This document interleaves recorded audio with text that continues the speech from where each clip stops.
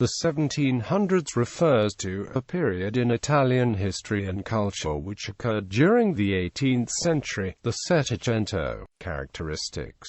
The Settecento is a word today commonly used to describe this period Italy. The first decades of the Settecento saw the ultimate end of the Renaissance movement in Italy, and the last development of the Counter-Reformation and Baroque era. In the 18th century, the political and socio-cultural condition of Italy began to improve under Joseph II, Holy Roman Emperor, and his successors. These princes were influenced by philosophers, who in turn felt the influence of a general movement of ideas at large in many parts of Europe, sometimes called the Enlightenment. All this led to a cultural revival in the 18th century's second half, the Age of Reason and Reform. Politically, Italy suffered mainly because of the crisis of the Republic of Venice, but in the last years of Settecento a Corsican named Napoleon Buonaparte brought the French Revolution ideals to Italy and created in 1797 the first unitarian state in the peninsula since the early Middle Ages, the Cisalpine Republic, that in 1804 became the Napoleonic Kingdom of Italy. Architecture. The 18th century saw the capital of Europe's architectural world transferred from Rome to Paris.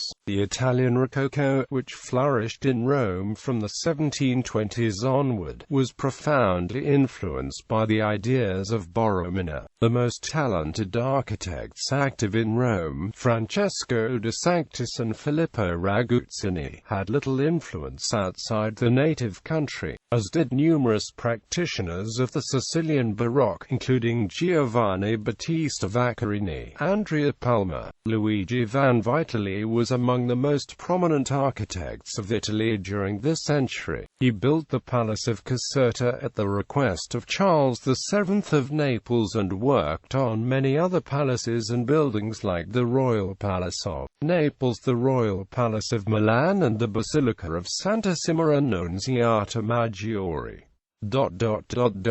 Sculpture. In the 18th century much sculpture continued on Baroque lines. The Trevi Fountain was only completed in 1762 after 30 years. Rococo style was better suited to smaller works, and arguably found its ideal sculptural form in early European porcelain, and interior decorative schemes in wood or plaster. Music. Antonio Vivaldi was the most important composer in Italy at the end of the Baroque period. He wrote more than 400 concertos for various instruments, especially for the violin. The scores of 21 operas, including his first and last, are still intact. His best-known work is a series of violin concertos known as the Four Seasons. Johann Sebastian Bach was deeply influenced by Vivaldi's concertos and arias. Bach transcribed 6 of Vivaldi's concerti for solo keyboard, 3 for organ, and 1 for 4 harpsichords, strings, and basso continuo based upon the concerto for 4 violins, 2 violas, cello, and basso continuo. The introduction of the symphony originated from Italian operas, called sinfonias.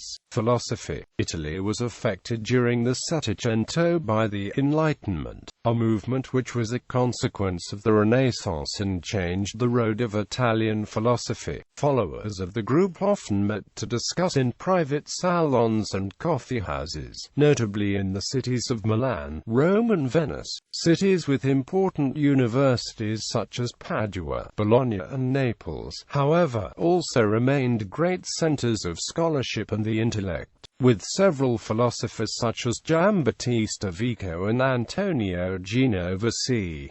Italian society also dramatically changed during the Enlightenment. The Church's power was significantly reduced, and it was a period of great thought and invention, with scientists such as Alessandro Volta and Luigi Galvani discovering new things and greatly contributing to Western science. Cesare Beccaria was also one of the greatest Italian Enlightenment writers, who was famous for his masterpiece of Crimes and Punishments, which was later translated into 22 languages.